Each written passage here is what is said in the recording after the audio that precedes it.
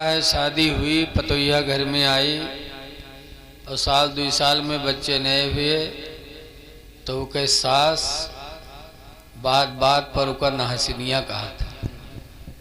नहसिनियत देखो, ये नहसिनियत देखो, ये नहसिनिया कहना गोया कि खुदा की कुदरत पर ऐब लगाना है, हराम है, ये बहुत गुनाह की बोली है। ये हमारी माँ बहनें नहीं समझती। औलाद देना न देना ये खुदा की कुदरत है, इंसान को उसमें कोई दखल नहीं। दरूद शरीफ पढ़ें। सल्लल्लाहु अलैहि नबी व अस्हाबिही व बारिक व सल्लिम सलातो व सलामन अलैका या सय्यदी या रसूल अल्लाह सल्लल्लाहु तआला अलैहि वसल्लम। हजरत अभी हजरत कारी साहब क़िबला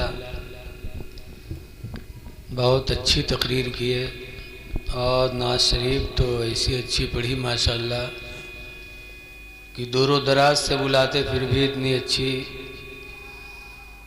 नहीं पढ़ते जितनी अच्छी कारी साहब ने पढ़ा है। दुआ है अल्लाह ताला और तरक्की अता फरमाए। ये किसकी तरफ से मिला है? जनाब कल्लन शाह लायक तारीफ़ हैं, जिन्होंने औलाद के पैदाइश के मौके पर अल्लाह और उसके रसूल की याद की महफिल सजाई है। अल्लाह ताला कुरान करीम में फरमाता या अय्युहल्लज़ीना आमनू, भाई ईमान वालो, ला तुल्हिकुम, तुमको बर्बाद न कर दे, तुमको हिलाक न कर दे। कौन चीज़ें हैं? 2 चीज़ें हिलाकत की हैं। अल्लाह ने फरमाया ईमान वालो 2 चीज़ें तुमको बर्बाद न कर दे। औलादुकुम व अमवालुकुम, तुम्हारी औलाद और तुम्हारी दौलत। अन ज़िक्रिल्लाह, अल्लाह के ज़िक्र से, कि औलाद पाने के बाद ज़िक्र इलाही से तुम गाफिल न रहना। दौलत पाने के बाद ज़िक्र इलाही से गाफिल न रहना।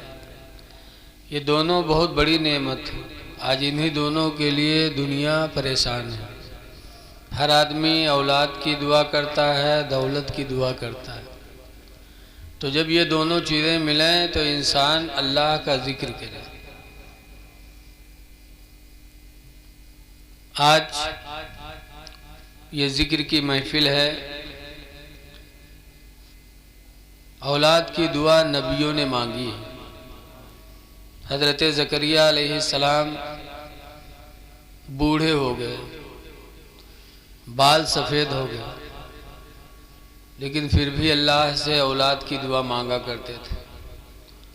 रब्बी हबली मिन लदुनका वलिया, ऐ मेरे परवरदिगार मेरे बुढ़ापे का कोई सहारा अता कर दे, मेरे बुढ़ापे का कोई सहारा दे दे। औलाद बुढ़ापे की सहारा होती है। ज़करिया अलैहिस्सलाम दुआ मांगा किए और बूढ़े हो गए, औलाद पैदा नहीं हुई, कमर झुक गई, बाल सफ़ेद हो गए। तब अल्लाह ताला ने हज़रत जिब्रील अलैहिस्सलाम को भेजा, कहे जिब्रील जाओ ज़करिया से कह दो, या ज़करिया इन्ना नुबश्शिरुका बिग़ुलाम, ऐ ज़करिया हम तुझे एक लड़के की खुशखबरी देते हैं। इस्मुहु यहया, ऐ ज़करिया उस लड़के का नाम यहया होगा और उसे हम नबूवत से माला माल करेंगे। तो हज़रत ज़करिया ने कहा था इन्नी वहनल अज़्मु मिन्नी, बेशक मेरी हड्डी कमज़ोर हो गई, कमर झुक गई। इन्नी वहनल अज़्मु मिन्नी, बेशक मेरी हड्डियाँ कमज़ोर हो गई।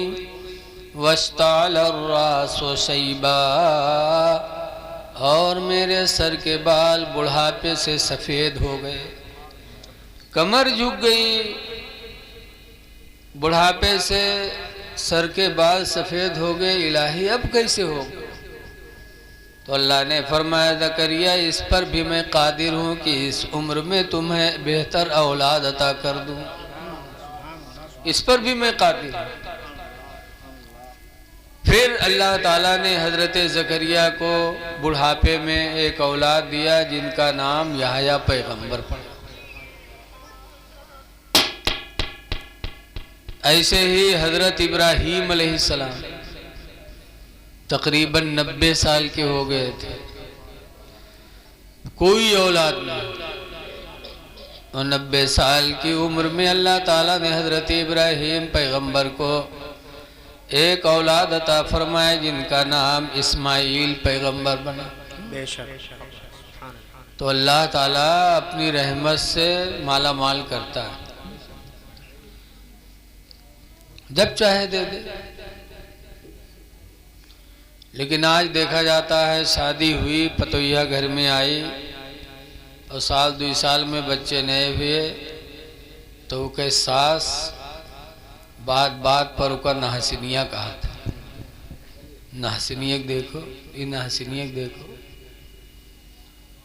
ये नहसिनिया कहना गोया कि खुदा की कुदरत पर ऐब लगाना है, हराम है, ये बहुत गुनाह की बोली है, ये हमारी माँ बहनें नहीं समझती।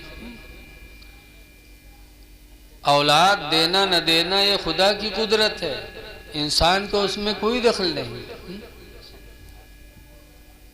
तो एक औरत को नहसिनिया कह करके उसके दिल को ठेस पहुंचाना है, इस्लाम ने इस बोली से सख्त मना किया। साल 2 साल बहू आई, बच्चे नहीं हुए तो आप उसको नहसिनिया कहने लगे। 90 साल तक अंबिया किराम के बच्चे नहीं हुए और फिर अल्लाह ने अता फरमाया। तो इसलिए जब ऐसा घर में मामला हो तो अल्लाह ताला से दुआ करो जैसे कि हजरत ज़करिया दुआ करते रहते थे।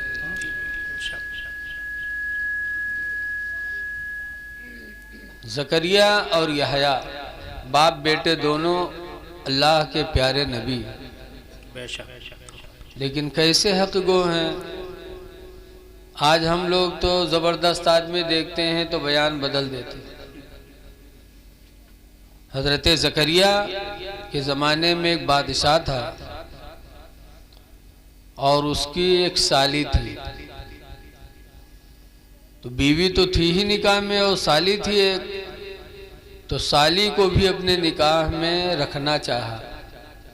हज़रत ज़करिया से मसला पूछा तो हज़रत ज़करिया ने फरमाया एक शख्स के निकाह में 2 सगी बहनें नहीं रह सकती, हराम है। हमारे अज कुरान में भी हुर्रिमा बैनल उख्तियैन, कुरान करीम में है कि 2 सगी बहनों का जमा करना हराम कर दिया गया। तो बादशाह ने कहा ज़करिया मसला बदलो और इसको हलाल करो वरना तुम्हें हम कत्ल कर देंगे। हज़रत ज़करिया ने कहा खुदा का फरमान कभी बदल नहीं सकता, जो हराम है वो हराम है। तो बादशाह ने हज़रत ज़करिया को कत्ल करने का हुक्म दे दिया, कत्ल करो ज़करिया को। हज़रत ज़करिया अपनी जान की हिफाजत के लिए बस्ती छोड़ दिए। भाई जान की हिफाजत भी हमारी तुम्हारी जिम्मे है, जहाँ तक हो सके इंसान अपनी जान बचाए। इसीलिए हुक्म है कि अगर कोई बंदूक लिए खड़ा हो कि अगर नमाज पढ़ोगे तो हम गोली मार देंगे, तो इस्लाम कहता है जान बचा लो, नमाज छोड़ दो, बाद में कज़ा कर लेना।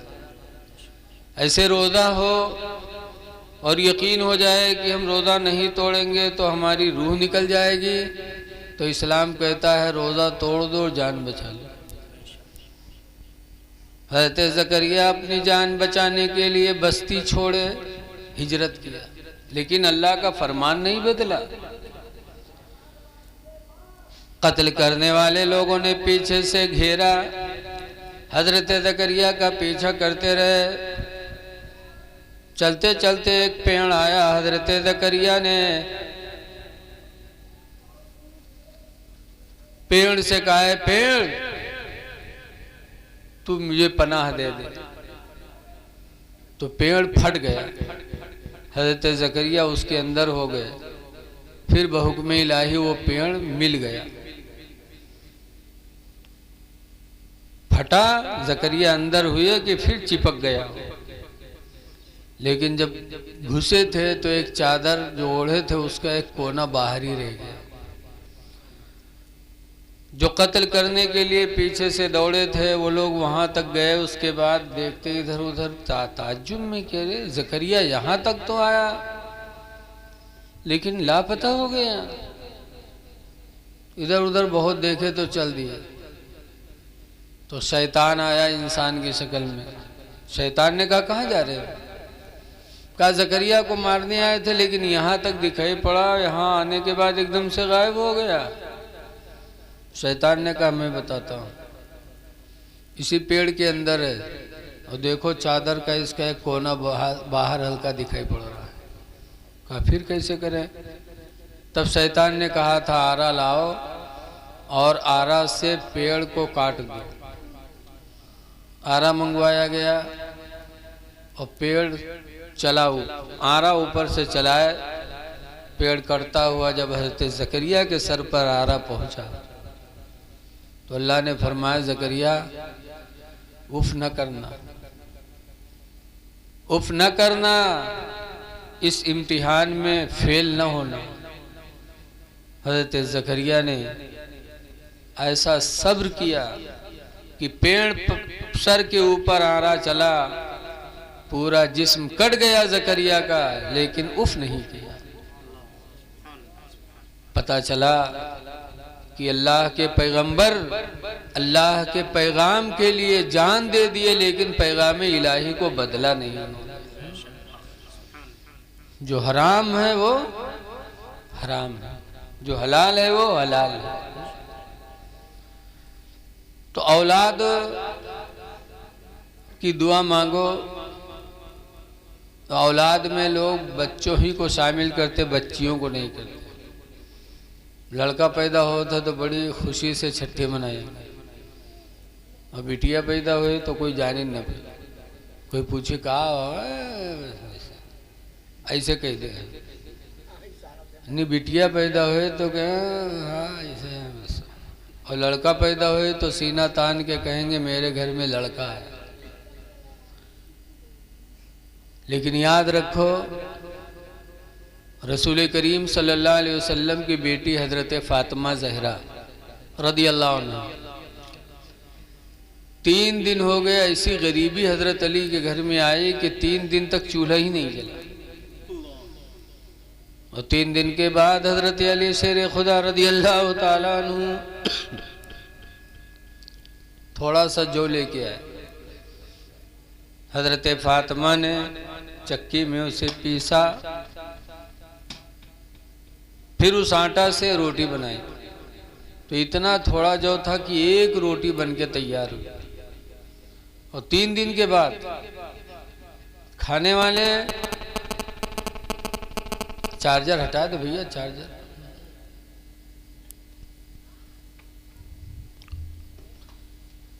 खाने वाले हजरत इमाम हसन, हजरत इमाम हुसैन, हजरत अली, फातिमा, और रोटी एक।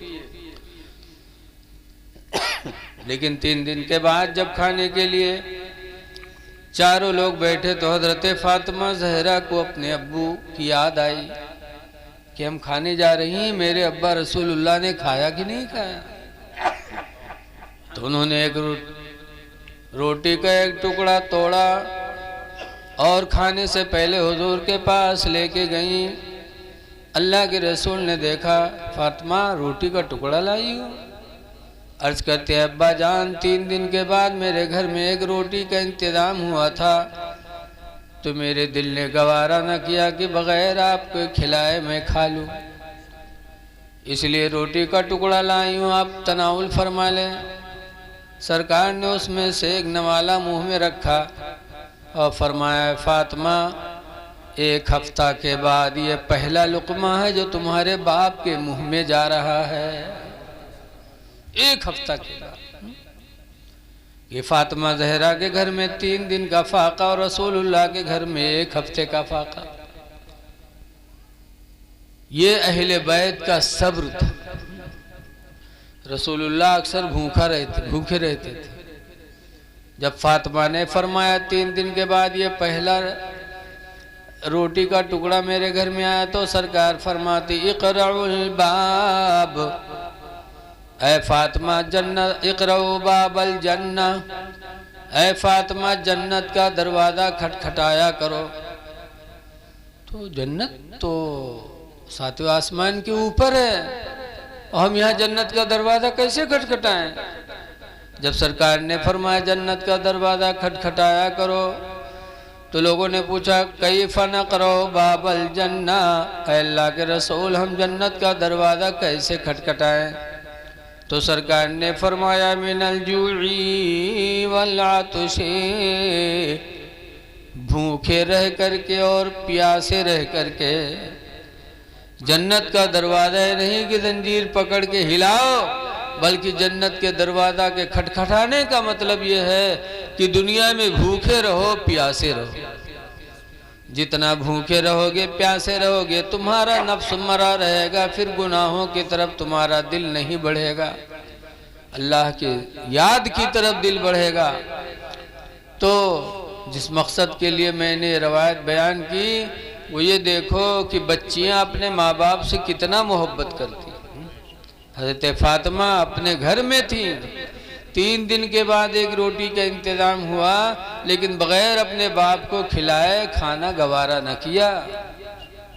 और लड़के जहाँ जवान हुई हैं और बिहाव भवा, महीना 2 महीने के बाद बदकिस्मत जहाँ मुँह काने में फूके लगी कि बुढ़िया बुढ़िया पीछे कब तक पड़े रही है, अलग हुई हो कि ना हुई है। अलग हो जाता आज का नौजवान, फिर अच्छा से अच्छा खाता है, बनाता है, सब कुछ करता, लेकिन माँ बाप की फिक्र उसे नहीं रहती। अब्बा अम्मा क्या खाएं कुछ नहीं, अलग हो करके अपनी शान से ज़िंदगी गुजार रहा है। इसलिए लोगों बताया गया, औलाद भी खुदा की तरफ से नेमत ज़रूर है, औलाद माल भी नेमत है, औलाद भी नेमत है, लेकिन बच्चियाँ अल्लाह की रहमत है और रहमत नेमत के ऊपर गालिब आ जाती है। तो जो बच्चा पैदा हुआ, दुआ है अल्लाह ताला उसे सलामत रखे और आने वाले वक्तों में उसे अल्लाह ताला मुत्तकी और परहेज़गार बनाए। देखिए